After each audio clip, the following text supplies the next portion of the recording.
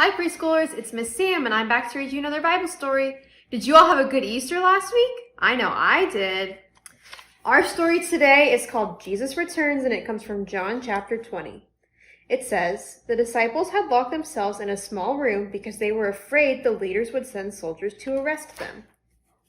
Suddenly, Jesus appeared to them. He said, "Peace be with you."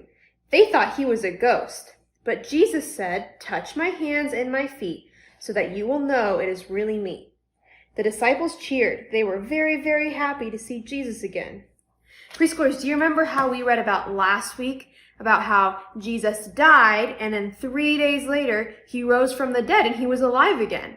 That would be a pretty surprising thing to see. Have you ever heard something super surprising that you just didn't believe until you saw it? That's how the disciples were too. They had heard all these stories about how Jesus had come back from the dead, but they didn't believe it until they saw it and were able to touch Jesus.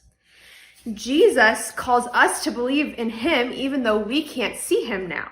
But we can read about him in the Bible and we can pray to him. So we can believe in him even though we can't see him. Preschoolers, will you pray with me? Dear Jesus, thank you for this story and showing us how we can believe in you even though we can't see you.